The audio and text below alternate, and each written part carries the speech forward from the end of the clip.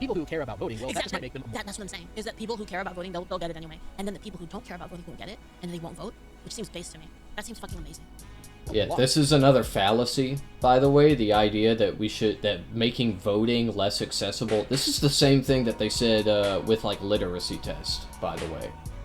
They were like, oh yeah, like, the people who really want to vote will put in the time to, like, study and pass these literacy tests.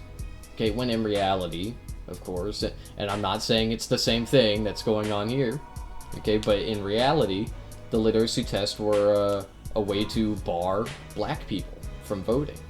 Okay, now similarly, it is the same as that. Okay, that's actually how it's similar, but the difference with the literacy test is like they would let any white person pass. Okay, they would let, like, if you were a white person and you clearly failed the literacy test, most of the time they'd be like, yeah, all right, just vote anyway. And they would heavily scrutinize black people in their answers on literacy tests. So that's the way it worked. You know, this similarly disproportionately affects black people, but I don't know if it's so overt in the in like who is allowed to vote and who isn't. All right, what's up, everybody? It's me, and today, as you can see, we are reacting to Leaflit. This video is called "If You Can't Get an ID, You Don't Deserve to Vote." All right, let's hear it. The Save America let's hear it, Act, bro. The real problem with it by Mentis Wave. We totally didn't just come off of a 1 hour tangent.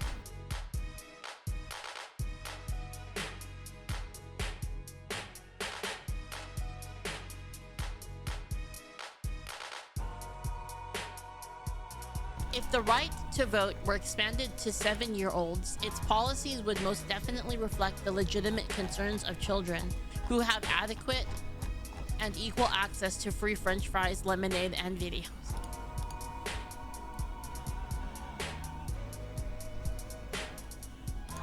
All right. Hans Hermann Hoppe, true.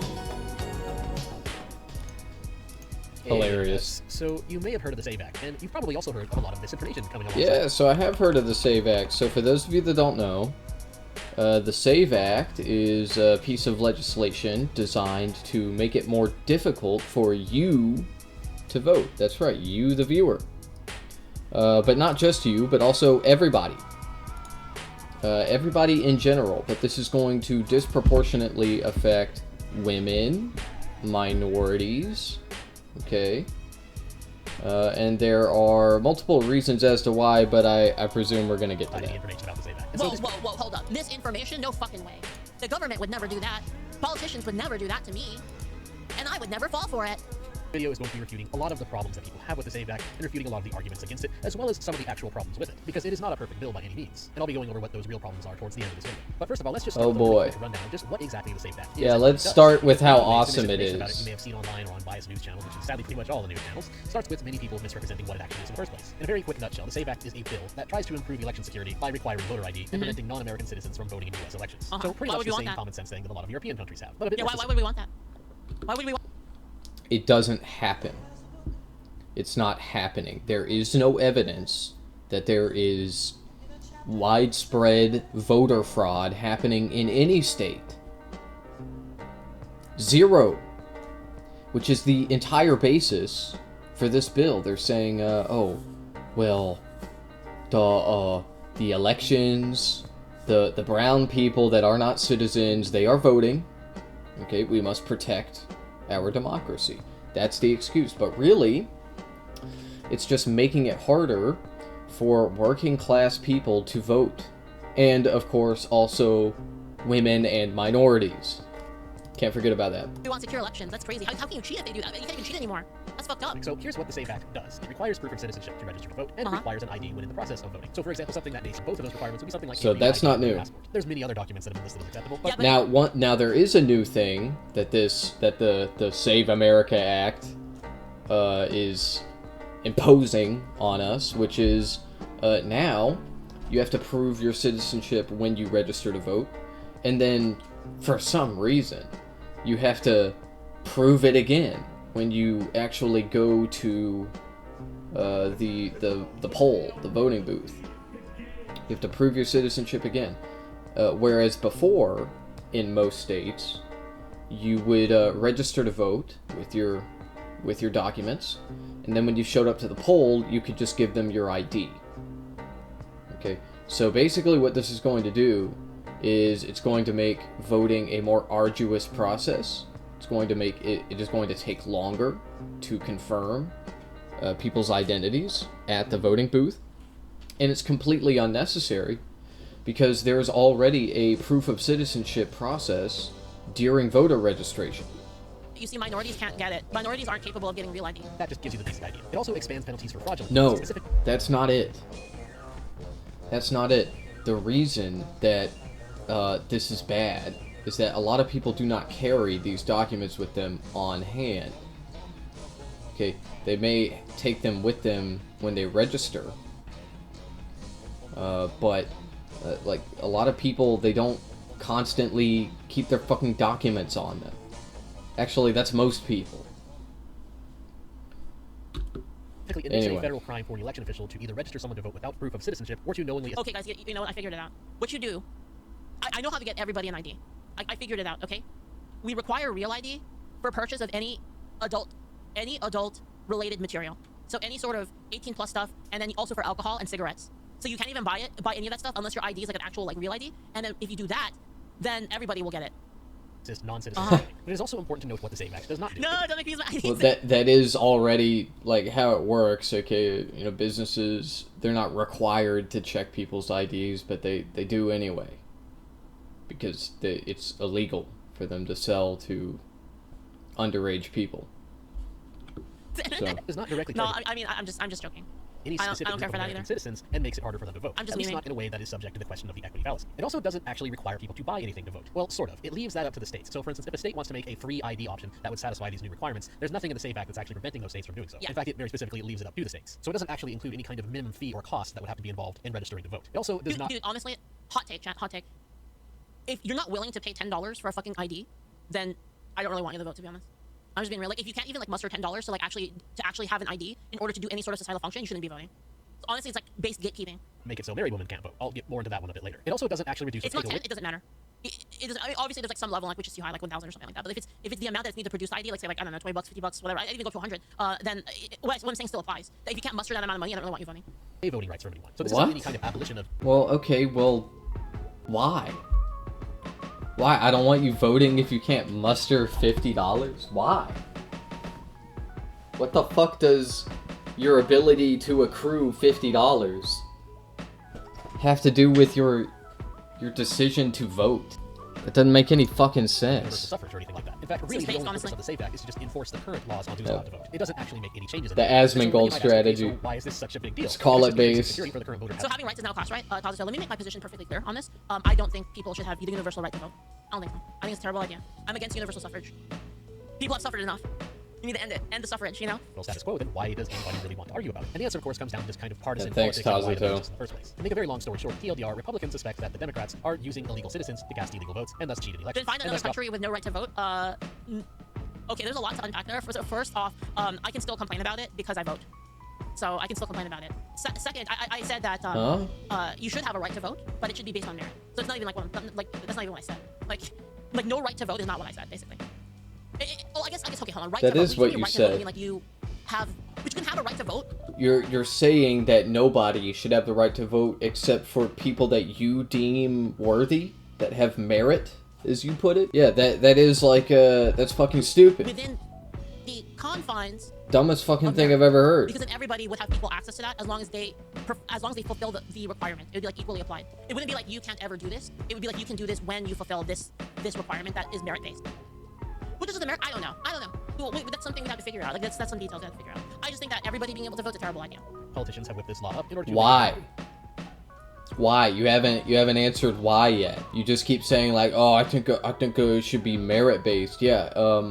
And then they're not even elaborating on what that merit looks like. So what the fuck are you talking For about? non-US citizens to vote. And thus, in true partisan squabbling fashion, the GOP largely supports the bill because they believe it will help Citizenship them. to serve, I'd be totally fine with that, honestly. And that would be like a universal way for people to be able to vote, right? So it doesn't matter like if you're like super poor and you have no money, but then you do some service for the military, and then now you have the right to vote. Yeah, I'd be fine with that. And the Democratic Party It'd be like a opposes route the bill that way, because they right? believe it will help them in elections. But as for the people, most American citizens overwhelmingly support the bill. You which is a really earn surprising- your right to vote through military service? That's what you said? Yeah, I see no problems with that at doesn't all. actually violate anybody's property rights in any way, at least not any more than they're currently being. Military service doesn't give citizenship. You know, that one I haven't really thought about like completely. It's like, do I think that if a person comes here illegal and then if a person comes here illegally and they lie and then they join the military and then they fight, like, should they automatically get citizenship? It's kind of, I don't know. I don't know if we should encourage that kind of behavior, to be honest. Violate. For the most Yeah, part, of course not. Of course we shouldn't. But of course, an Israel defender would say this. Okay, of course. people who are living in it don't really have a good reason. Yeah, to we do should. this. But of course, Hey, we should just turn our country into Israel. Yeah, genius. That's what we should and do. we have to dive into the arguments against the same act itself. So let's get that started. Beginning with the first claim I often Like say we is, weren't "I can't already believe similar this is enough to required Israel. to Now we vote." need to. Actually, the more I Let's think just about it, copy it's a bad idea. The more I think about it, Okay. I think it's worse and worse in my head because now you have people like who have this incentive to like sneak into the military in order to become citizens, which would also bring into question But they would help us do death and destruction overseas, Leaflit. the actual. Like you have a bunch of people of like loyalty that is unknown that are entering the military, and possibly that's actually never mind. That's a terrible idea. That's actually a terrible idea. Never mind. I'm against it now. I'm totally against it. Like if you're a foreign person, you sneak into the country and then you sneak into the country and then you fight in the military. I don't think that should be on that citizenship. Words to claim that the elections are already quote unquote safe and secure, that there's already very little fraud. I used to say that was a good idea, right? Because before I said, yeah, well, if you fight in the military, then you fought for the country, so you deserve it. you said That's that what I just a before, second but, like, now that I ago, think about yeah. it, that's such a terrible incentive, actually. And now that I'm looking at it from like a perspective, like kind of like further up, and like I have more view of the battlefield, it seems like a terrible idea. Therefore, there's no need to increase the security. And the problem with this is I Wow. found most of the studies that claim this to be very unconvincing in their methodology. The reason, of course, is because when you have mail-in voting without any kind of identification whatsoever, once you drop that vote in the ballot box, it's actually very, very difficult to verify. There really isn't any kind of efficient auditing process for it. At least not one that really works. Because when you have these votes without any identification, they're just kind of assumed to be valid. You're not actually supposed to be able to trace them because votes are supposed to be anonymous. Yeah, they're assumed to be valid because you have to register to vote, and then you have to go to the voting booth and once again prove your identity. And now with this newest, codified legislation, you have to prove your citizenship again at the voting booth. actually have a way of really verifying whether or not it was safe and secure. Yay. What these sites effectively do is they just look at the total number of fraud actually detected, which is total nonsense. And here's a really good analogy to explain why. Imagine if you live in the woods and you want to know how many foxes appear in your backyard every night. And over the course of the year, you have two different strategies for this. Strategy 1 is that you just simply have a video camera with night vision in your backyard, and you use that to track how many foxes appeared in the video footage. Whereas in strategy 2, you not only have the video camera, but you also go out and look for forensic evidence. So for example, going out and looking for droppings in your backyard, or looking for any kind of new fox tracks in your backyard, etc., etc. And so in the data over the course of the year, you naturally find that on nights where you went out and looking for the forensic evidence, in addition to the video footage, you discover that you found more foxes appearing in your backyard overnight. Now, does this mean that there actually were more foxes on those nights? No, of course not. That's absolutely silly. You found more foxes because you simply did more work to look for them. But imagine if someone tried to argue the opposite. What if someone unironically tried to convince you that on the nights you found less foxes, specifically the nights where you only use video footage, then that must mean that there were less foxes on those nights. That would be a kind of insane argument, right? But the thing is, that's exactly where the logic is with this safe and secure elections. I've pointed this out before with the empiricist fallacy. You can't just assume that the data you've collected and the data available to you is the only relevant data that exists. And that's why it's dishonest to say that there's no evidence of any increased amount of invalid votes in the system of mail-in voting without any kind of ID. It's like I said, the idea behind it. It's not the same thing, because in your hypothetical scenario with the foxes, you would count a lot of the same foxes twice. With the forensic evidence, plus the camera footage. Like, you would count some foxes on the camera, and then you would go out and look for forensic evidence, whatever the fuck you mean by that. I think you said shit and footprints. Yeah, you would count a lot of them twice. Okay, this is just not like an apt comparison to voter fraud in America, because voter fraud is not foxes in the woods. It's nothing at all, because it barely fucking happens ever, and there is no evidence of systemic exploitation of the voting system in America. And if there were some evidence, then I would be all for, new legislation safeguarding our elections. I still don't know if, this would be the way to do it. Actually, I don't think it is, but anyway, that's not the point. The point of this bill is to stop brown people and women from voting, because they, on average, vote Democrat more. Just And right now the Republicans are in power. would there be more cheating if you have this system, or would there be less cheating? Right? And I think that not checking ID is like maximally opening the door for cheating. It just seems like the But they do check. They check your ID. I'm talking about in the old system, okay? They checked your ID at the voting booth, and when you registered to vote, you had to prove your citizenship. That is every state. Every state. And some states had even more. They had even more than that, I'm pretty sure. like turning that lever off. But by and large, that's the way most states did it, okay? You prove your citizenship when you register, and then at the voting booth, you just have to prove your identity. Because you already proved your citizenship. Would be the easiest way to remove the most amount of cheating. At a technical level, yes, it is pedantically true that they haven't found as much evidence as voter fraud in that scenario, but that's only They because love we being have less ways to pedantically look for it. That doesn't actually prove anything. And also in the context of the SAVE Act, this argument It doesn't prove anything because I don't like it. It's not just Because I don't like the data. process of registering to vote. Same problem, people against the SAVE Act will claim that there's no evidence of non-citizens registering to vote. With of course the real problem just being really lax laws in general, leading to less ability to even find out what's actually happening. Yeah. And this is something that someone going undercover actually can expose. An undercover agent went to the New York City elections office, told them he was Canadian, and then registered to vote anyway, and the elections worker just told him that it's not their job to report anybody when it comes to registering non-citizens to vote. So yeah, it's pretty obvious what's really going on here. The GOP accusation that Democrats may be using illegal votes to pad their election victories in major cities is unfortunately probably true. The reason we don't have major empirical evidence anyway of non-citizens voting isn't because It's crazy. It's like let's make it very hard to collect evidence on cheating. And then make it as easy to cheat as possible, and then like, oh, but there's no evidence of cheating. Like, what the fuck? Because the systems in those cities appear to be designed to make it so that kind of evidence is very difficult to obtain in the first place. So it's the standard fallacy of not understanding that absence of evidence isn't necessarily evidence of absence. That's the basic problem with the claim that requiring ID to vote doesn't improve election security. It absolutely does, and all the attempts I've seen to argue otherwise just come across as deeply unserious gaslighting. So with that out of the way, we can now move on to the more direct arguments against the SAVE Act, which from what I found, most of the other arguments against the SAVE Act aren't really much better. They either appeal to utopia, or the equity fallacy, or they misrepresent the concept of quote-unquote fairness, or they're misunderstanding basic philosophy, or sometimes they're just flat out lying about the bill, or a combination of these things to various degrees. Thanks to my Discord, I found this video here which has a few of these arguments that have all been kind of rolled into one. I'll just roll a few clips. A lot of liberals claim that voter ID policies are racist. Soy pill. Is it racist that I have to show my ID when I buy alcohol? Is it racist that I show my passport at customs check? Is it racist that my uncle doesn't let Malaysian people into his deli? The answer to most of these questions is no. So then how can voter ID be racist? Wait, what? Wait, the last one, wait, what? It shows the DMV locations for each county. The counties with diagonal. I was like, okay, you had me there. Wait, what? Lines have DMVs open on 1 or 2 days of the month. The ones I know he said most. I know he said most. It was just really funny. DMV at all. Basically, it comes down to not having time, not having money, or not having time because you need to work for the money that you don't have. Oh no. The Department of Justice struck down a voter ID law in Texas because Texas has no driver's license offices in almost a third of the state's counties. Less than 25% of the offices have extended hours, which makes it tough for voters to find a... I didn't even know about that. Yeah, I haven't seen all of Soy Pill's videos, but he makes great content. Okay, shout out to Soy Pill. That's crazy. I didn't even fucking know that. Did he say 1/3 or 2/3? I think he said 1/3. 1/3 of Texas counties don't have a fucking driver's license office? What? That can't be. Because you need to work for the money that you don't have. That's crazy. Basically, it comes down to not having time, not having money, or not having time because you need to work for the money that you don't have. Oh, no. The Department of Justice struck down a voter ID law in Texas because Texas has no driver's license offices in almost a third of the state's counties. That's Less than crazy. 25% of the offices have extended hours, which makes it tough for working voters to find a place and time to acquire ID. Enforcement of the voter ID law as to these electors it's by design, bro. Through no fault of their own. All right, so what does any of this I wonder which of these points Mentis Wave is going to hyperfixate on and choose to address and then ignore all of the others. I wonder. Well, I wonder. The big reveal. The ultimate epiphany. Minorities are poor. That's really what it boils down to. Minorities in America are disproportionately poor, so... It's not only that, the other one that they said too, is they said that minorities don't know how to get IDs. So they basically said that minorities are stupid as fuck and poor as fuck. When you have something that prevents poor people from voting, you have something... No, that's not what they said. Okay, the process for attaining some of these documents, whether it's a driver's license, a birth certificate, things of that nature, the process is often convoluted, right? It takes a lot of time and energy for anybody to figure out how to make it happen.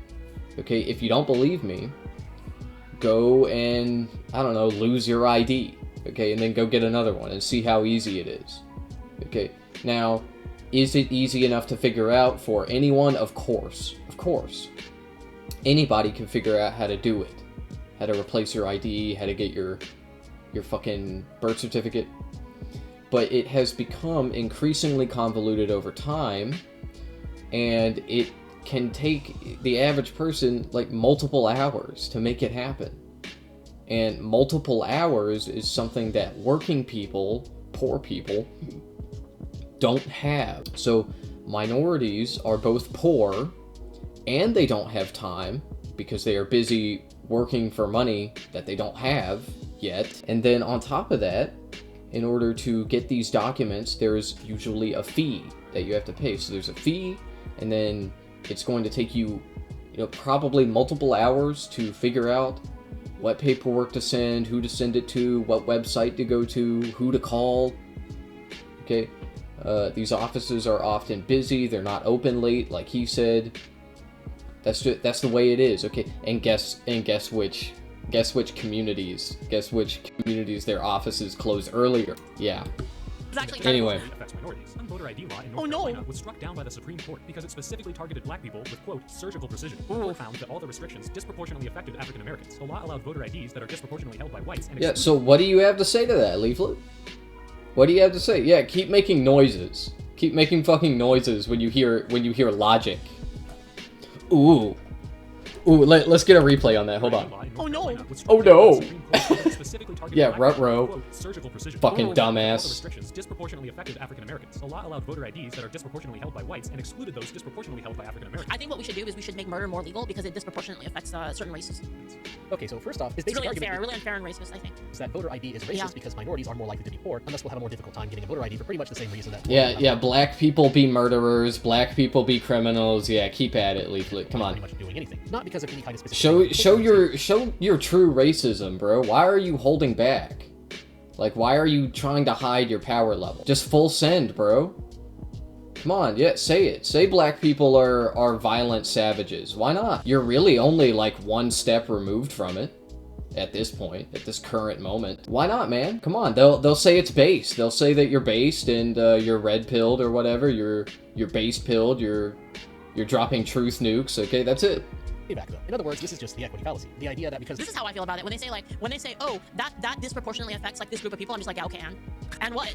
It's a group of people. And it's a problem. It's a fucking problem. See, yeah, what she just said here. Let's get a replay on that because what she just said is like the fucking epitome of this brand of right-wing influence. You know what I mean? Like the whole apathy thing. Like, oh, I just don't care. I just don't care. Oh yeah, black people have it real hard. I just don't give a fuck. Yeah, man, great. In other words, great argument. The idea that because this is how I feel about it. When they say, oh, that disproportionately affects like this group of people, I'm just like, yeah, okay, and. Yeah, and not my problem. I got mine. Well, I'm a minority and I own my own business. I may not be a rich man, but I own my own house and several cars and trucks. Hell yeah, man. Congrats, that's awesome. They're being discriminated against. And a big problem with this reasoning here is that... Yep, I'm a black person, but I'm a business owner, so this shit is fake. Yeah, bro. This utopian concept of fairness that is actually impossible to obtain. Gotcha. The equity fallacy is such a bad argument is because perfect fairness resulting in equality of outcome isn't really possible due to our innate differences. And many of those differences are just due to our choices. And you can't control people's minds, so this isn't actually realistic. For example, even in states like my own state, Oregon, where voting... Due to our differences. Okay, so what differences between black people and white people cause black people to be poor? Okay, and is it innate to their genetics or their culture, as you guys like to put it? Right, you neoconservatives, you conservatives that gotta hide your racism power level. Okay, what specifically are the differences between black people and white people that make them violent and impoverished, right? Like, what are they doing to bring this upon themselves, like you are implying? I'd be very interested in hearing your take on that. And requires due to our innate differences. And many of those differences are just due to our choices. And you can't control people's minds, so this isn't actually realistic. For example, even in states like my own state, Oregon... I'm so sorry, Mendez. I'm so sorry you have to live there. Where voting is extremely simple, purely done by mail-in ballots. And I think Oregon is one of the worst states. Requires very little paperwork. Which is really unfortunate because it's really pretty. It's really pretty. There's a lot of like cool stuff there, but like, man, it's one of the worst. Register. People who live further away from a post office will still have a harder time voting. For instance, someone who's a mile away... Yeah, Greater Idaho fucking way. I know for real. It's going to have an easier time than someone 2 miles away, I live in Greater Idaho. That's cool. Right there, I'm too loyal to Texas now. No, Texas is too good. The only state that could take me away from Texas is like Alaska, but even Alaska's kind of cringe now. Yeah, please stay there. Alaska's so pretty though. I love Alaska. Slightly easier for somebody. And this isn't just being pedantic, it's completely reasonable. People living in rural areas often have worse infrastructure. What about Florida? Too hot, too many gators. Seems awful. Often leading to delays in when they get their mail. And yet you don't really see anyone out there complaining about that this much. And of course, disabled people will have a harder time voting no matter what you do. For example, people with dyslexia... Yo, hey, gators in Texas, they on they way. Okay, I'm telling you. I'm telling you, due to climate change, I believe within our lifetimes, we will see gators in Texas. I'm telling you. In fact, okay, so I'm gonna do a little bit of revealing about myself. My hometown is a little place called Dothan, Alabama. That's right. It's this small town, USA, named after a city in modern day Israel. Okay, Dothan. It's a place. Okay. Anyway, that's where I'm from, and I believe the reason I bring it up is because I believe that within my lifetime, Dothan will see its first natural shark. That's right. I'm predicting it. I'm predicting it, and it's because Dothan is relatively close to sea level, if I'm not mistaken. Relative to the rest of Alabama, and it's not very far from the coast. So in theory, a powerful enough storm could launch a shark from the ocean into Dothan city limits. Okay, so I think that given enough time, given enough decades, okay, my lifetime, I think with growing climate change, Dothan will see its first natural shark. Arguably natural. Alright, anyway. More time out of Let's their keep day going. to vote for the obvious reason that it's going to take them longer to read their ballot. And since time is money, they are therefore also at a monetary disadvantage just from that alone. This doesn't mean that voting discriminates against them, it's just that people are different. This is one of the core reasoning errors of leftist philosophy that I've gone into at length in other videos already. And the weirdest part about it is that this guy himself even admits this in his own video, because he claims that the requirement to get an ID in order to buy alcohol is not racist, but then he argues that getting it to vote is racist because it's harder for poor people to get IDs and poor people are more likely to be minorities. But the thing is, that exact same logic would also apply to needing an ID to buy alcohol. So not only is he committing the equity fallacy, but he's completely inconsistent on it. Disparate impact is either admissible evidence or it is not. I have his entire video, not just the clipped version I gave in the description below. Feel free to watch it if you don't believe me. And of course, another issue with his argument is that those differences aren't even really that big. It does not actually cost that much. Yeah, it's not the voting or the alcohol the purchasing of alcohol or the voting that is racist in and of itself. It is the attainment of the ID that is racist. Okay, because it is unfair. It is unfair to working people, to poor people, and minorities are, in fact, poor. So, on average. So, that's the way it is, okay? Purchasing alcohol is much less important to your well-being, your lifestyle, your pursuit of happiness than voting. So, while I would actually say, requiring an ID to purchase alcohol is racist in a way because of what I was just talking about. It's just not really that important. Okay, but yes, it is more difficult. Also, the process of purchasing alcohol is much less difficult to. You can purchase alcohol. Let me rephrase. It is less scrutinous. Okay, stringent. It is much more likely that you can purchase alcohol without presenting an ID than it is to go vote. So, anyway, moving on.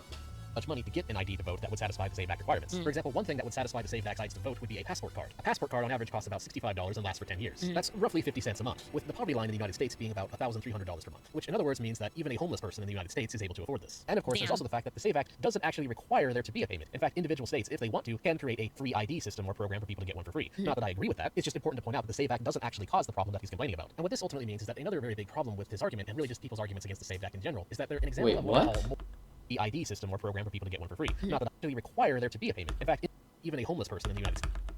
Evidence, or it is not. I have his entire video, not just the clipped version I gave in the description below. Feel free to watch it if you don't believe me. And of course, another issue with his argument is that those differences aren't even really that big. It does not actually cost that much money to get an ID to vote that would satisfy the SAVE Act requirements. For example, one thing that would satisfy the SAVE Act sites to vote would be a passport card. A passport card on average costs about $65 and lasts for 10 years. That's roughly 50 cents a month, with the poverty line in the United States being about $1,300 per month, which in other words means that even a homeless person in the United States is able to afford it. Okay, I don't know what the process for attaining a passport card looks like, but it's not all about the money, man.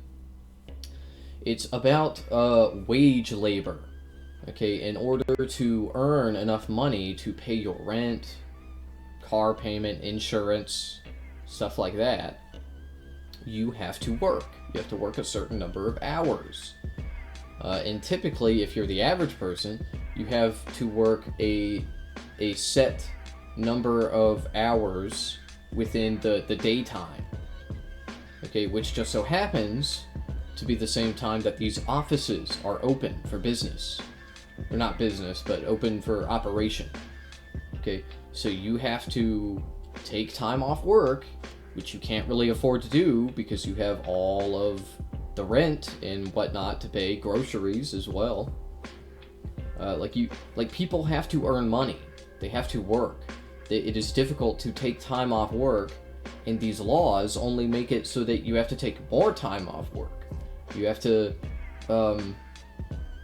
pay more money, yes, but it's mainly about the time. Okay, so it is about money, but there is like a time cost here that you're not accounting for. Okay, does that make sense? Does that make sense, Mr. The Slave? fact that the SAVE Act doesn't actually require there to be a payment. In fact, individual states, if they want to, can create a free ID system or program for people to get one for free. Not that I agree with that. It's just important to point out that the SAVE Act doesn't actually cause the problem that he's complaining about. And what this ultimately means is that another very big problem with this argument, and really just people's arguments against the SAVE Act in general, is that they're an example of what I call molehilling, which you may have heard of. How does the SAVE Act not cause the problem that he's talking about? Of course it does. It makes the requirements to go vote more stringent. There is more scrutiny being applied to voters. That is exactly what he's talking about. Making a mountain out of a molehill. The difficulty in actually going along with the SAVE Act's requirements in order to be able to vote is very, very low, and is being very heavily exaggerated here. It's not even really a money thing, but more of a laziness thing. Even when we take into consideration... No, see, that is it, and that is exactly what normies, right, the average person, this is the most effective rhetoric, okay, which is why he's slipping it in here. Okay, yeah, people that are opposed to this bill, they're just lazy, they don't want to put the time in. No. Because of one simple fact that you have to remember, which is time is money. Time is money. In order to go and get these documents, in order to make all of this shit happen, to get these new documents that you need, to go and fucking vote, you have to take the time to go and do it. And it has to be during working hours, because that's when the offices are open. Okay, and then also you have to account for transportation. Okay, a lot of people, they bus to work. They don't have a car. What if the fucking office that you need to go to is miles and miles away, right? You have to get an Uber. So you have to spend money there. Okay, it's like these little things, they add up. You know, it turns from... And a lot of people, they don't want to stress about money. They don't want to, take, time off work and then pay for all of these things just so they can vote in a system that they think it doesn't fucking matter anyway. The elites are going to kill me anyway. They're going to take my rights away and they're going to get yada yada, so I might as well just go to work and, try to live life normally. You know, people do not want to stress about money, and this is something that is going to cause you to stress about money, because you have to take time off work where you don't get paid, and then you have to spend money that you need to be spending on groceries and rent to go and get your documents together. Okay, that's the problem. That's the problem. It's not fucking laziness, you piece of shit, you dumb fuck. And you just got done describing all of these things and why it doesn't fucking matter, only to arrive at this stupid fucking point where you don't address anything. You don't address anything that the other side is saying. You're just building straw men and knocking them down. And what's crazy about it is, he literally showed Soy Pill's video where he was describing most of the shit that I was just talking about in different words, and you just ignored all of it. You just didn't address any of it. That's fucking crazy. What? Argument, which is the fact that not everybody lives near a post office or a DMV related. I don't know, man. I'm not saying that you have to dissect every little fucking thing, but, seriously, what points of his did you address other than, the racism? The fucking, black people getting their IDs. Obviously, it's the same process for black people, for white people. And this bill will affect a lot of white people as well. Why? Because white people be poor. Okay, in fact, a majority of people living in abject poverty in this country are white. They are white passing. They have white skin like mine. Okay, and the Save America Act is going to affect them too, because everything that I just described, it doesn't just affect black people. It disproportionately affects black people. Black people are living in abject poverty at a higher rate than white people. But a majority, like I said, of poor people are white. So this is gonna affect a ton of white people as well. And it fucking sucks. It sucks for everyone, all around.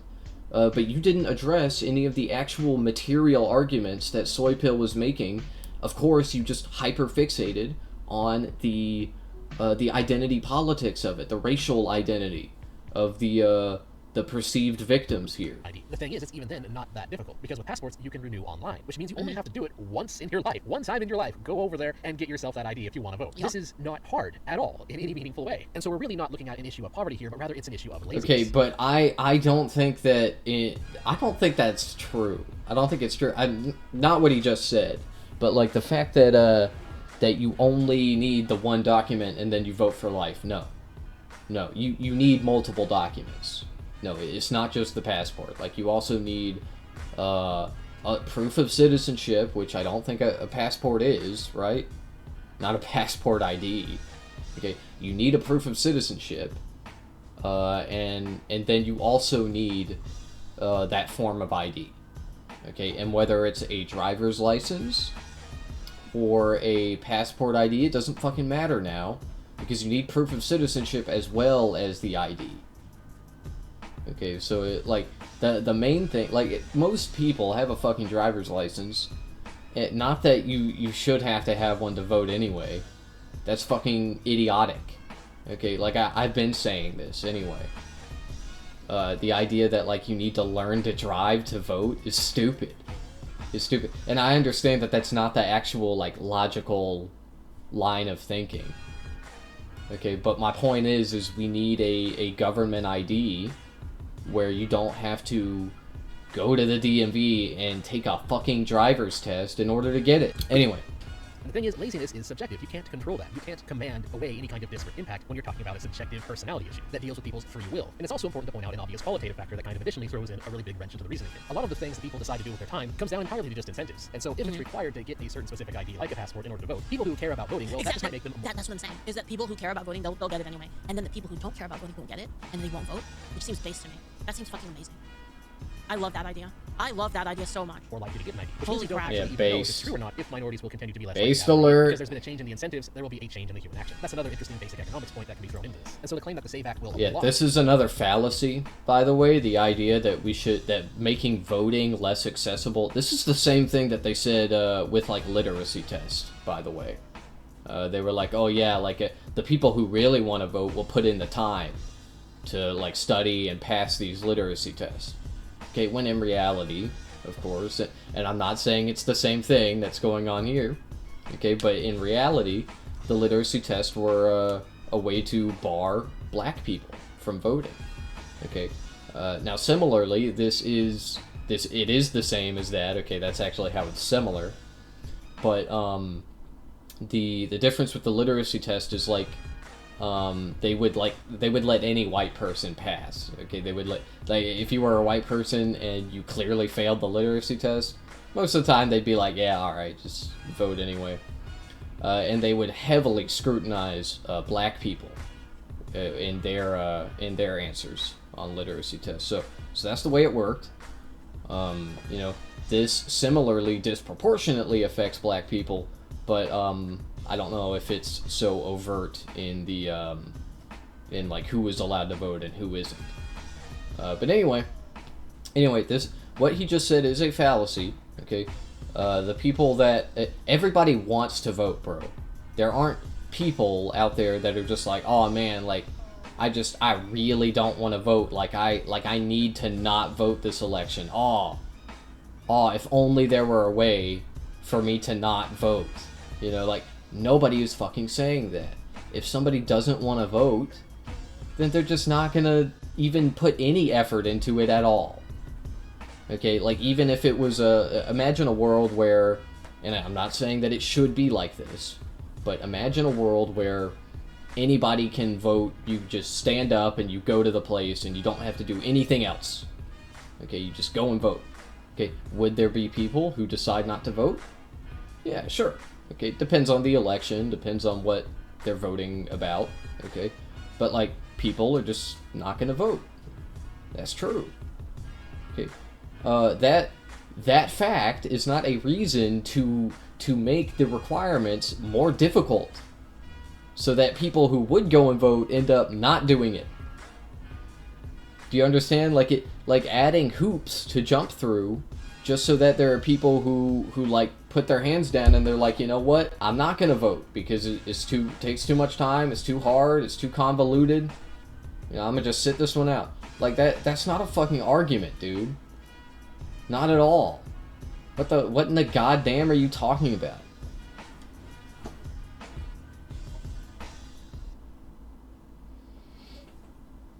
Well, some people just don't want to vote, and if they don't want to do it, then I'm glad that they don't. Okay, well, I'm not. Okay, I think that everybody should have the opportunity to vote, and if they choose not to, after being given that opportunity, then that's their choice. But the fact of the matter is the harder you make it to vote, the less people go and vote, and that's fucked up. That's not good. That's not ideal. Okay, ideally, we should have as many people in our society participating in the election as we possibly can. And if you disagree with that, then I think you're a fucking fascist.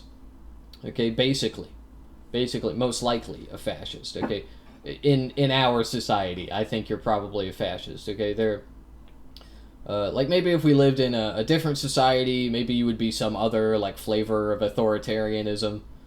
But in our society, the people that say that, they are fucking fascist, okay? And I didn't say it earlier, but I've called Leaflit a fascist before, and this is a prime example of that. What did she say earlier? Like, I don't think everybody should vote. I don't think we should have universal suffrage. That is fascist shit, okay? That's exactly what people said about black people, about women, 100 years ago. It's fascist. Okay, only the white men, only the straight white men should be allowed to vote, right, Leaflit? Right, isn't that what you think? Come on, say it, bro. Actually block people from voting. It's again really just adding another little molehill in the way in order to make fraud more difficult. So it won't actually block people from voting. It'll just make people who currently don't have an ID that satisfies the SAVE Act, they'll just think about and ask themselves the question, okay, how much do I personally care about voting? Do I care enough to jump past this tiny hurdle? That's what I mean. Like, if they can't get past that tiny hurdle, I don't want them to. This tiny hurdle where you have to put your, like, your fucking grocery bill on the line, okay? You have to decide, like, do I want to vote? Or do I want to eat food this week? Yeah, that's fucking evil, okay? You are a terrible person for downplaying this, okay? Like, people, the economy is already into shitter. Shit is getting a lot more expensive. People don't want to take time off of work just to vote in a system where they know that the elites are going to stomp on them either way. God damn. And a lot of them, if they care about voting, will do it. And so it's just so fucking disgusting. It's very intellectually dishonest to call that quote-unquote blocking people from voting. But besides the equity fallacy... Yeah, it's so dishonest. It's so dishonest to say that imposing a system on people arbitrarily, unnecessarily, right, with the goal in mind that less people go and vote, because that's what's going to happen. Less people are going to go and vote now because it is more difficult to vote. Yeah, that's not blocking people from voting. That's that's not that, actually. It's something else entirely. Yeah, man. Yeah, for sure. For claiming that the SAVE Act or voter ID in general is racist is a very similar fallacy to what I see in the IQ discussion. A lot of times libs will point to the IQ map and how the IQ world map is not late. Uncultured swine. IQ in general is a flawed metric just because it's sometimes used by racists, which is not valid reason. Just because misuse of thing exists does not mean thing entirely in itself is invalid. And we're doing the same thing with voter ID here. But that doesn't follow, even if we were to assume that okay. Are you saying that black people are less intelligent? Is that what you're implying there? Oh, well, Matt Walsh said it very racist-like. He said it in a very racist way, but I'm saying it as an intellectual, you see. Don't you know? I'm intellectually saying that black people are inferior. Okay, man. Okay, very cool. Very cool. So, if black people are dumb, right, if they're stupid, and they're too stupid to vote, and that's why they vote less, right, do you have any evidence of this? Do you have evidence that black people are less intelligent, that they are lower IQ or whatever? And then can you also tell me about how IQ is a robust and accurate measurement of human intelligence? Can you tell me that? Come on, Mentis. Was indeed an instance of them using voter ID. Tell me about how black people are stupid, bro. I'd love to hear it. Yo, I love talking to racist people because you'll just be like, yeah, okay, so, Jews control society. Can you tell me how? Okay, well, you see, they are importing the low IQ brown people to replace all the white people. And the brown people are low IQ, and they want to kill all whitey. Okay, that's it. Afterwards is also the same problem. You can tell this from the Save Act by simply reading it. It accepts real ID so long as it's a real ID that proves that the person is a citizen of the United States. It accepts U.S. passports. It accepts military IDs as long as you also have a record showing you're born in the U.S. Or really just any valid government ID. Wait. As long as you also have a record showing you're born in the U.S. Or really just any valid government ID that shows that you were born in the United States. So this isn't designed to target the specific IDs that black people do not have. Rather, it is targeting the type of IDs that people who are not citizens of the United States disproportionately do not have. It doesn't really matter like what skin color they are, right? Like if they're not willing to put in the effort to get the ID, then I don't want them to vote. I don't really care what skin color it is, right? I don't really care what skin color it is, and frankly, I don't even care what they vote for either. Right? Like even if they vote on my side, like I don't even care about that. I don't want anybody, like universally, I don't want anyone. Okay, but they don't vote on your side though. Black people do not vote on your side. They don't. Okay, on average, black people vote Democrat overwhelmingly. And poor white people, I believe, also, which this bill affects, they also vote Democrat on average, although less so. Less so. So, interesting. Interesting thing to bring out, Leaflit. Oh, I don't care. I don't care if they vote from my side. I don't care, even though they won't overwhelmingly. I mentioned a bit earlier in the video, which is the claim that it's going to block married women from voting. I saw one claim from American Progress that up to 69 million women have taken their spouse's name, and it doesn't match their birth certificate, and thus the same. Yeah, I'm glad that he is talking about this, and I wonder what his defense will be. Okay, because this is exactly correct. Okay, women, they often get married, and when they do, they take a different last name. And then in order to go and vote, you are going to need to update all of your documents, which takes time and effort and money. Okay, you have to do that. Okay, otherwise you run the risk of going to the voting booth, going to register, and there's a mismatch between your current last name and your previous last name, which of course will bar you from voting. Save Act would prevent them from voting. Now, I've looked at research and data claims from these guys before, and to put it very simply, they're not exactly honest. That's really the nicest way I can put it. And yet, a lot of people Leaflit, why are you like this, bro? Just stop being cringe, please. Please, I beg of you. For one thing, you. Save Act only really applies to new voter registrations or updates, so it doesn't really do anything to any married woman who already have a valid registration to vote. But more importantly, this would only actually negatively impact any married woman who would try to register to vote using only her birth certificate. So any married woman who already has a valid real ID that matches her current name and is a real ID that proves U.S. citizenship really. Okay, but people don't update their IDs immediately after getting married. And you only have to update your ID, I believe, maybe it depends on the state, maybe. But you only have to update your ID every, like, 4 or 5 years. So, huh? But again, a passport probably being the best bet because that is an ID that is generally used to prove citizenship. And again, as I mentioned earlier, that's not a hard thing to get. They're not that expensive. The idea that, again, something that even a homeless person... Okay, it's not the fee to process your ID is only one aspect of it, and you keep hyper-focusing on it, and you aren't talking about the time cost, okay? You have to take time off work, you have to schedule it, and you have to take time off work, and then you have to go and you have to get it done, and if you know, a lot of times, shit at the DMV, at these government offices, it takes longer than you even think it would. Okay, so you need to take a whole day off work, and you need to hope that you get there, and there's enough time to, you know, for them to get to you and do your shit. Okay, otherwise you have to take another day off, costing you more money, and that's the way it works, man, and that's why it sucks.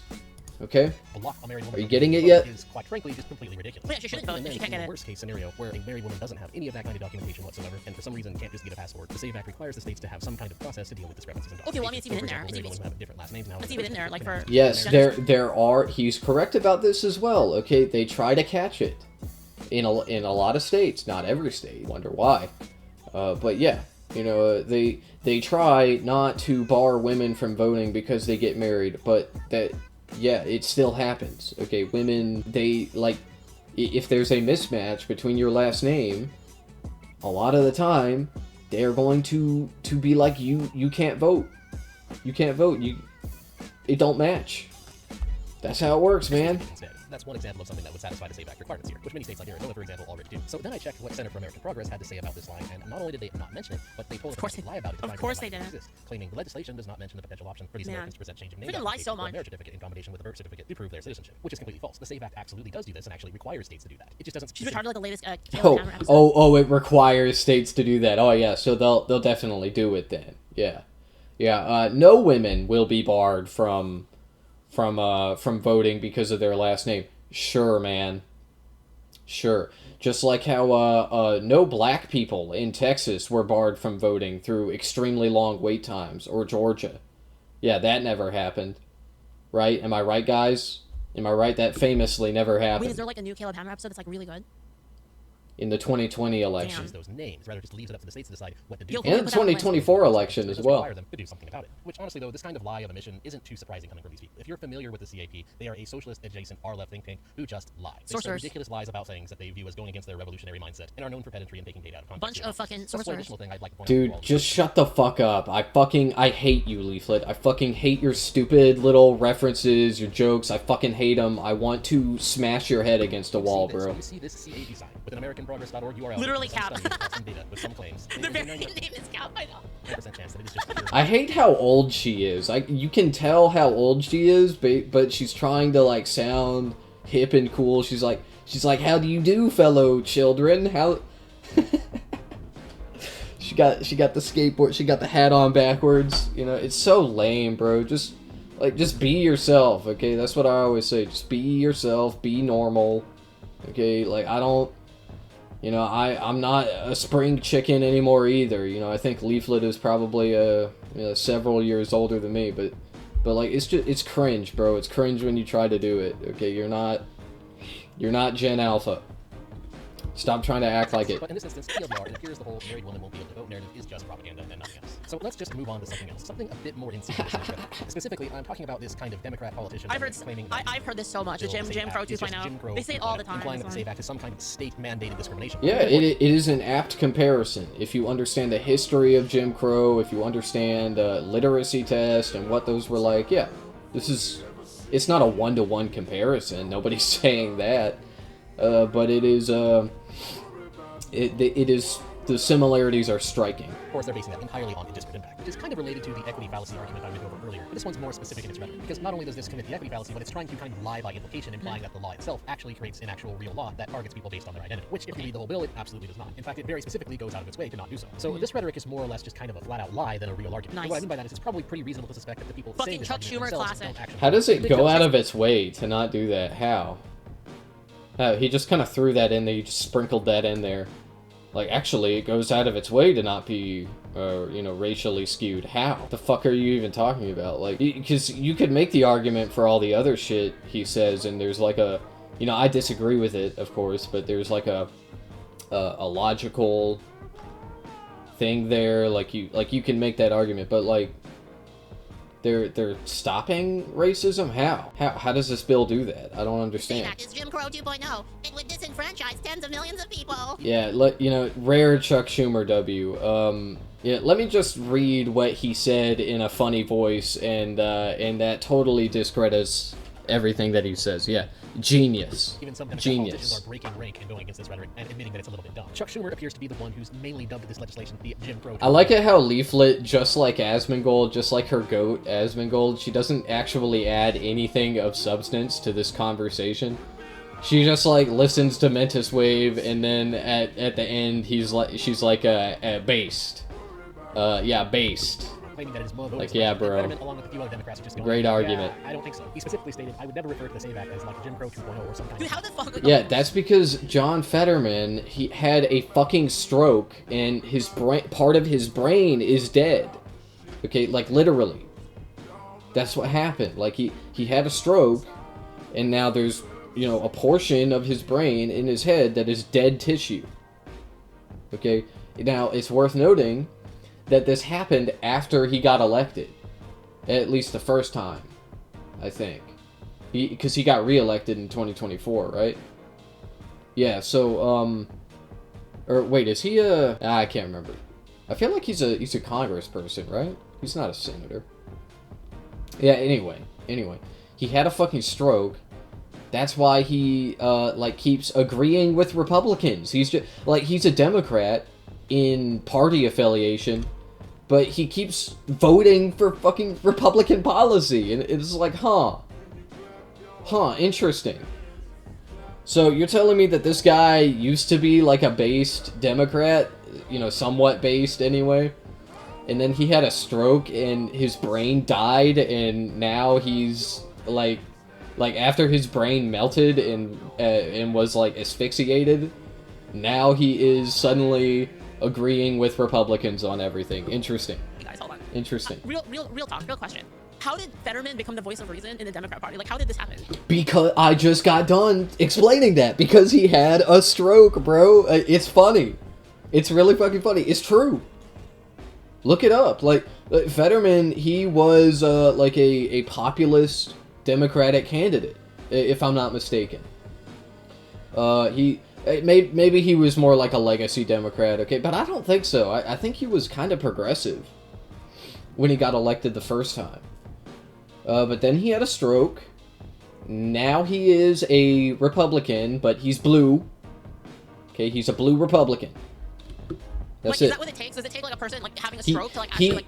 Yes, dude. Because now he is literally indistinguishable from the average neocon. Not the average neocon voter, but the politicians, okay? He votes like them. His rhetoric is like them.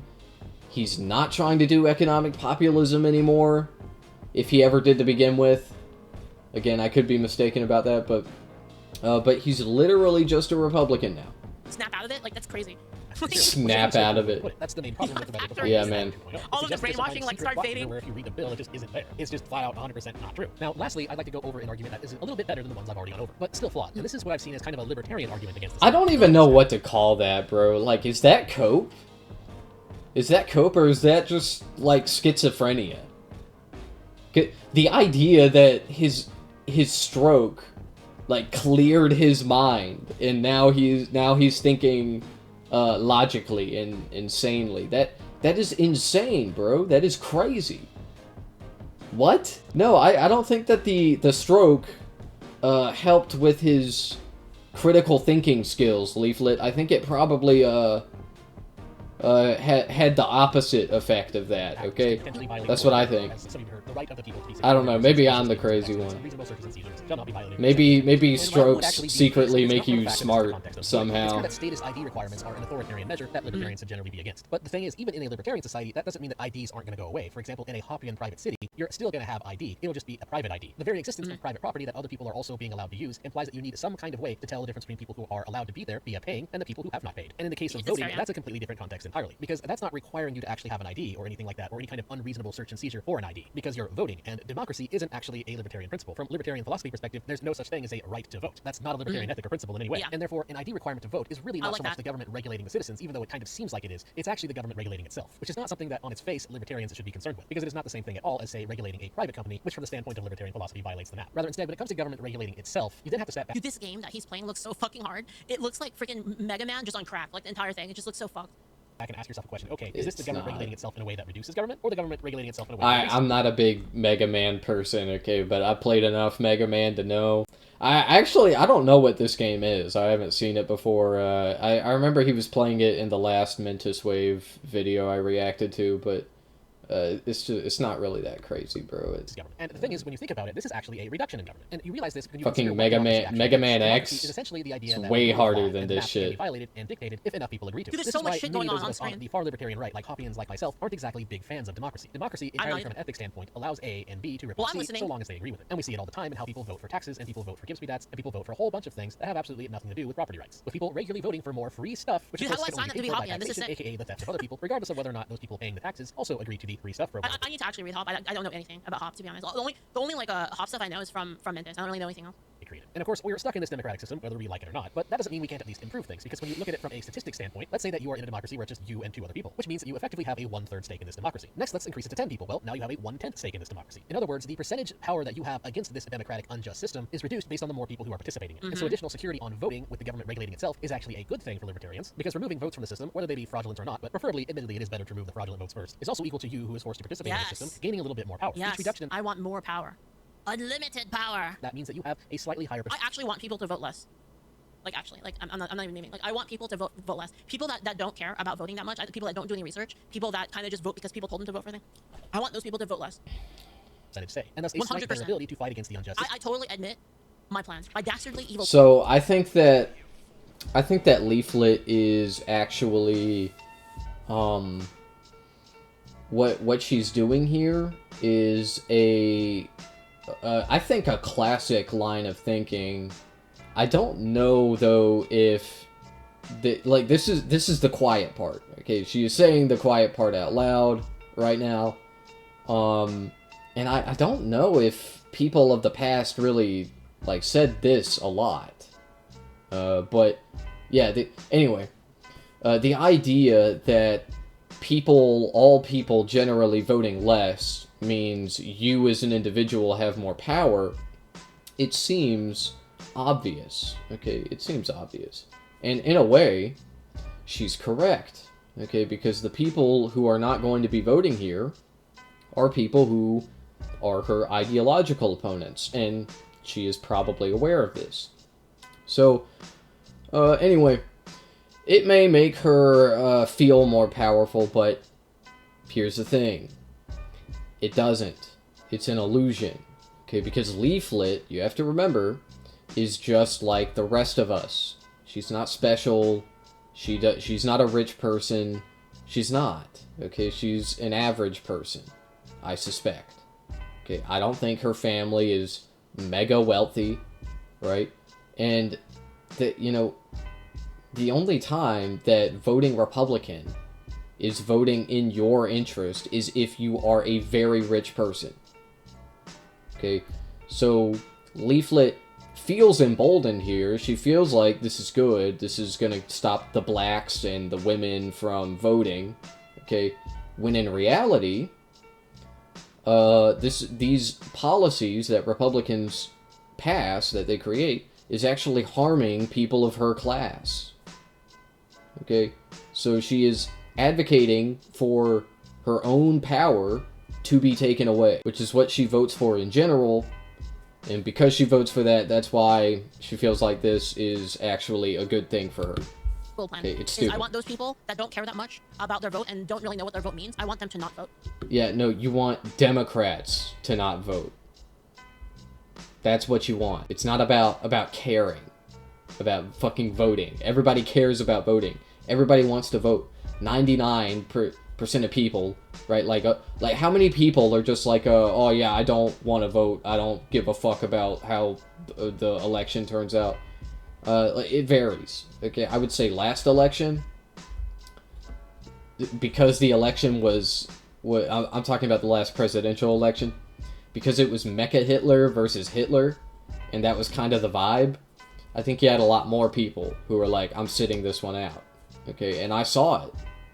I saw it happen. Okay, Kamala was so bad that liberals did not vote. They did not vote for her. They didn't vote for her. They didn't probably vote for anyone.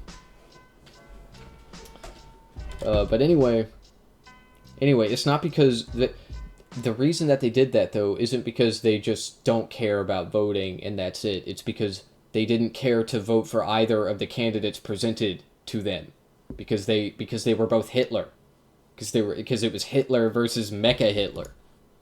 Yeah. Anyway. They should be subject to my tyranny. By not voting for irrational things. Which brings me to the real problem with the SAVE Act, which is that it doesn't go hard enough. This is one of the big reasons I'm making this video. It's not just to refute some of the bad takes on the SAVE Act. Another big problem is that a lot of the Republicans who are arguing for the SAVE Act, a lot of them don't want to admit the real unfortunate truth, which is that the SAVE Act really shouldn't even need to exist. The fact that we've reached this point where we're actually questioning whether or not illegal immigrants should be allowed to vote in these elections is by itself kind of sad. And the biggest No, that is your framing. That is your framing. Illegal immigrants do not vote. They do not vote. There is no evidence of this. Zero. Show the evidence. But like, this is what they do, okay? This is how they frame it. And it's not just this issue, it's every issue. Oh, well, you just want illegal immigrants to vote. Yeah, that's not what I want, man. What I want is for it to be easier for citizens to vote. Which this act explicitly makes it harder. And that's bad.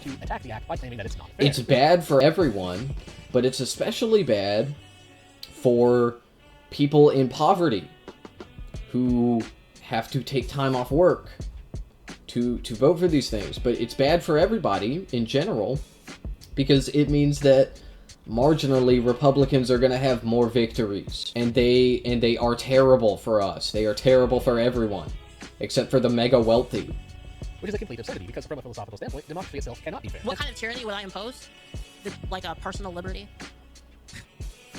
Most people understand this. For example, let's ask the question, okay, why can't 7-year-olds vote? Why should we not allow underage Low taxes, you know? kids to vote? Because I guess it ties into personal liberty as well, like lower taxes and all that. technically, it's unfair to them that they're not allowed to vote. The same logic that it's not Yeah, bro, fair you're to so an extremely poor, virtuous. extremely disabled person who would have a harder time getting the paperwork needed to satisfy the requirements for the same Look at that kid in the background. He is just fucking deadpanning the camera. What is he doing, bro? So be applied to Look at 7-year-olds. him. The fact that they are not allowed to vote is technically unfair to them, because it means that the wonderful art of democracy doesn't care about what they have to say. The poor, disenfranchised children. And of course, I'm being silly here. Just about everybody who's an adult understands why kids are not allowed to vote, because they those are aren't retarded. mature enough to understand what it is they're voting for. But the thing is, when you admit that, you're also admitting that fairness doesn't thought it was really a matter dinosaur in when I was terms a of kid. what actually works for society. Something being fair or not fair actually often has very No, man, because children their brains are underdeveloped. Poor people don't have underdeveloped brains. They don't have time.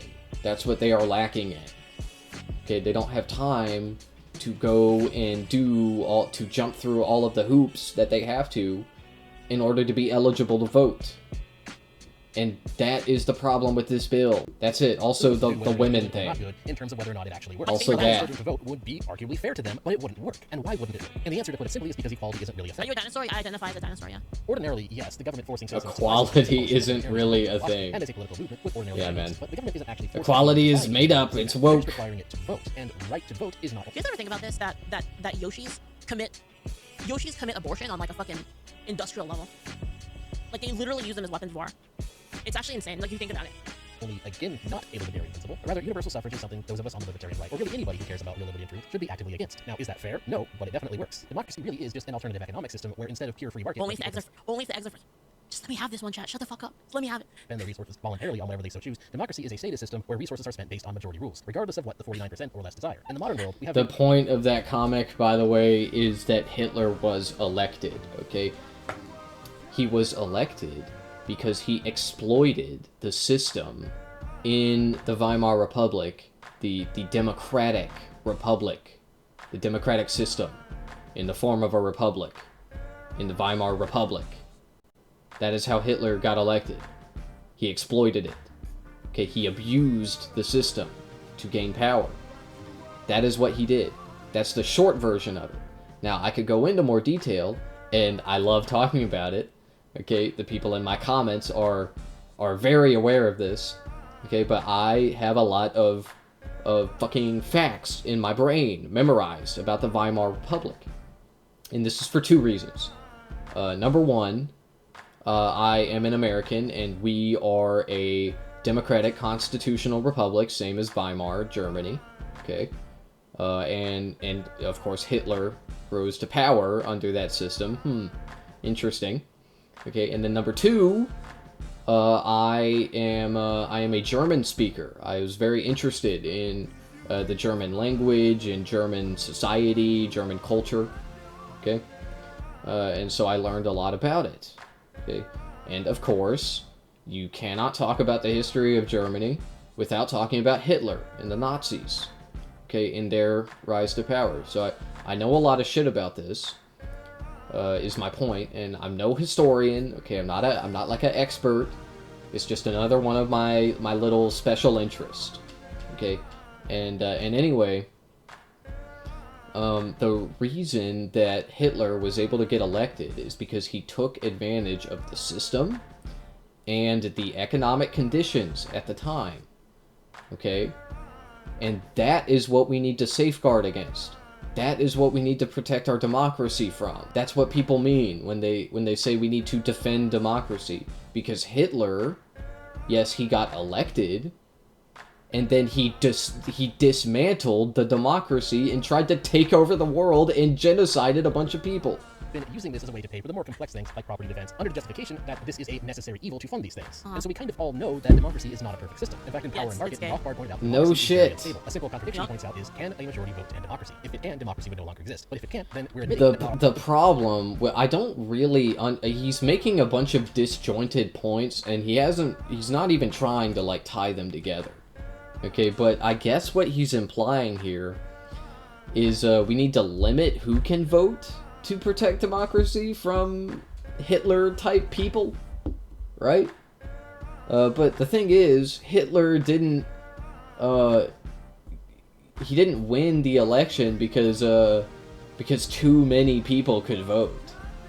No, he won the election because of the effective propaganda that he employed during a time of economic uncertainty, to put it lightly.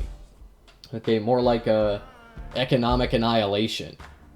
Okay, like the conditions in Weimar Germany were very specific and necessary for a person like Hitler to gain power. Not all political issues are decided by majority vote. We're admitting that that doesn't work. And so whether or not it's fair is actually kind of irrelevant to the question. Again, we understand this with 7-year-olds. Most people understand that there is in fact such a thing as an unqualified voter who will make irrational decisions. We understand this very well. Everyone I don't like. Children. But really, why is that? Well, there's many reasons, but to put it simply, children may be reliant on the system, but they don't pay. You know, she makes that joke, but like, unironically, that seems to be the argument, bro. Like, that's what it appears to me. Yeah, anybody that disagrees with me shouldn't be allowed to vote. Yeah, great idea, bro. Yeah, surely that will not result in another Hitler rising to power. To understand it, and would thus likely make very bad policy decisions. Or as Hans Hermann Hoppe put it in my quote from him at the beginning of this video, Wait, hold on. It's pronounced Hopper? It's not Hop, it's Hopper? Vote were expanded to 7-year-olds, his policies would most definitely affect the legitimate concerns of children to have adequate and equal access to dude, seizure warnings. which would be ridiculous. Jesus Christ. And the thing is, this concept, this recognition that there is such a thing as unqualified voters, it also applies obviously to illegal immigrants. It would be like a universal universal basic income, but in the form of V-Bucks. Anybody outside of the system, most of them don't really pay into it and don't really have an incentive to care about it, and so they very disproportionately vote for free stuff. They vote. You know what the crazy thing is, Leaflit? If you had a universal basic income, you could spend it on V-Bucks. So it'd be kind of the same thing, you see? You'd be getting the UBI, so if we were to example completely but you can convert it into V-Bucks. Huh? Because kids are retarded, they think that money grows on trees, just like communists. Yeah, communists don't believe that, and you know, I don't even think most children believe that. Okay, maybe. The thing is, the reason I say I don't think children believe that is because I don't think children really think about money at all. Unless it's like, you know, can I get the new fucking Switch 2? Okay, can I get the Switch 2 in the Mario Kart? Okay, that's what they fucking think about when it comes to money. But they don't really believe it grows on trees, I don't think. Like, that's it's just, that's a platitude that I don't really see existing in real life. Like, kids, they either don't think about money, or they become old enough, right, when they're like, you know, around teenager age to like learn about money, and then they are automatically brainwashed by the American education system to be liberals, to be like pro-capitalism. Okay, that's what a liberal is.